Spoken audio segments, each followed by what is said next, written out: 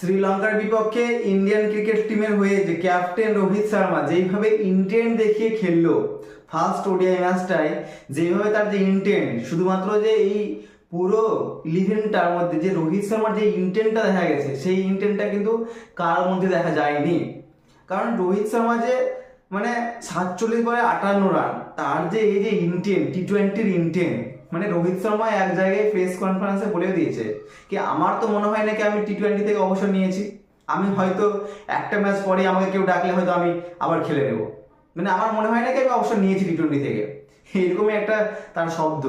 তো সেই রকমই ইন্টেন্ট, মানে রোহিত শর্মার যে টি-20-র যে ইন্টেন্টটা, সেই ইন্টেন্টটাই যে ফার্স্ট ওডিআই ম্যাচটা কিন্তু রোহিত শর্মার কাছ থেকে দেখা গেছে। আর যে ইন্টেন্টটা রোহিত শর্মা ছাড়া কোনো ব্যাটসম্যানের কাছ থেকে এই ইন্টেন্ট দেখা যায়নি। আর এই ইন্টেন্টের জন্য কিন্তু টিম ইন্ডিয়া ফার্স্ট ওডিআই ম্যাচটা ড্র করতে পেরেছে বা টাই করতে পেরেছে। নাহলে কিন্তু টিম ইন্ডিয়া একসময় মনে হচ্ছিল কি জিতে যাবে, বা লাস্ট মুহূর্তে এসে যেভাবে রানটাকে টাই করলো শ্রীলঙ্কা, তাতে ইন্ডিয়া কিন্তু রোহিত শর্মা যদি প্রথমে ইন্ডিয়ার হয়ে যে রোহিত শর্মা প্রথমে ওইভাবে না খেলতো, অ্যাগ্রেসিভ ব্যাটিং না করতো, তাহলে হয়তো টিম ইন্ডিয়া হেরে যেত। কিন্তু যে এই যে দ্বিতীয় ওডিআই হতে চলেছে, কারণ ফার্স্ট ওডিআই টিম টাই হয়ে গেছে, তাহলে দুটো ওডিআই ম্যাচ রয়েছে, এই দুটোর মধ্যে দুটোই কিন্তু টিম ইন্ডিয়াকে জিততে হবে। আর যদি টিম ইন্ডিয়া জিততে না পারে, তাহলে কিন্তু এই ম্যাচটা অতি সম্ভাবনা ড্র হয়ে যাওয়ার বা হেরে যাওয়ার। তাহলে এই যে পরপর যে দুটো ম্যাচ টিম ইন্ডিয়াকে জিততে হবে, আর এটা অবশ্যই টিম ইন্ডিয়া জিতবেও, কারণ এটা সবাই ভরসা করা যায় টিম ইন্ডিয়া শ্রীলঙ্কার থেকে অনেক মানে স্ট্রং টিম, তাহলে কিন্তু এই টিম ইন্ডিয়া জিতার অনেকটাই আশা রয়েছে।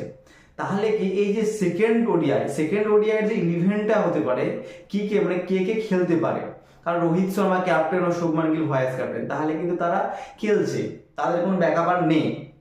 এইবার Kohli first down, Virat Kohli first down খেলবে। সেকেন্ড ডাউন সিরাজ আইয়ার, সেও খেলবে, সিরাজ আইয়ারও পাকা, মানে ওডিআই ফরম্যাটের জন্য সিরাজ আইয়ার পাকা। টি-20 না হতে পারে, টেস্ট না হতে পারে, কিন্তু ওডিআই জন্য সিরাজ আইয়ার পাকা, তাই সিরাজ আইয়ার ওডিআই খেলবে।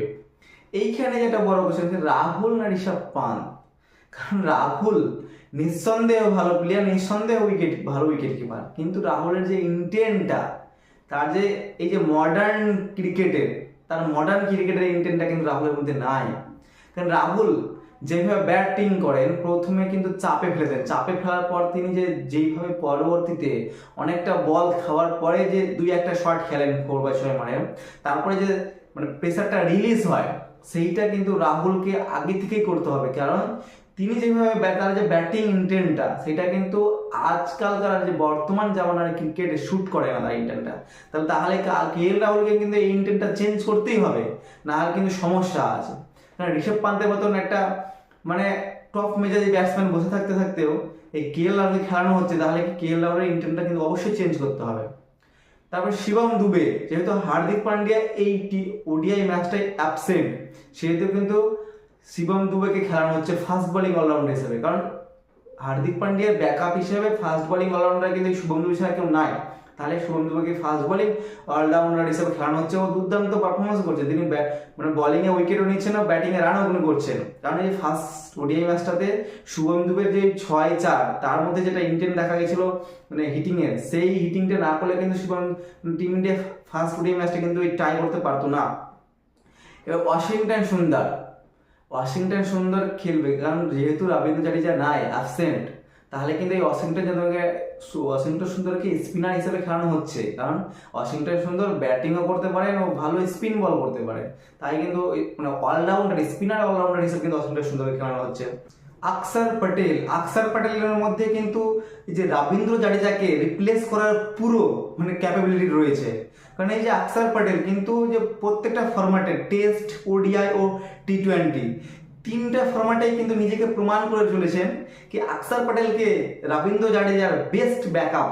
কারণ আকসার প্যাটেলকে যেহেতু টি-20 থেকে রবীন্দ্র জাদেজা কিন্তু অবসর নিয়েছে, হয়তো রবীন্দ্র জাদেজা ওডিআই ও টেস্ট কিছুদিন খেলবে, কিন্তু এই আকসার প্যাটেল বর্তমানে রবীন্দ্র জাদেজার বেস্ট ব্যাকআপ, তাহলে আকসার প্যাটেল খেলছে। কুলদীপ যাদব, আমাদের যে প্রাইম ফর্মের স্পিনার বলার কুলদীপ যাদব নিঃসন্দেহে খেলবে। আর্শদীপ সিং দুর্দান্ত বলার, যে টি-20 মানে বিশ্বকাপ জেতাতে মূল ভূমিকায় রয়েছিলেন জসপ্রীত বুমরার সঙ্গে আর্শদীপ সিং, সেও খেলবে।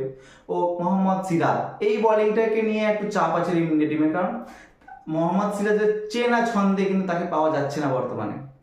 আর তবুও হয়তো খেলবে, কিন্তু এই যে 11টা বললাম আমি, এই 11টায় হয়তো দ্বিতীয় ওডিআই ম্যাচে টিম ইন্ডিয়া খেলাবে। তো আশা করা যায় এই 11টাই খেলবে, কারণ এতে কোনো চেঞ্জেসের কোনো গুঞ্জাইশ নাই। টিম ইন্ডিয়া হয়তো সেকেন্ড ওডিআই ম্যাচটা অবশ্যই জিততে পারে।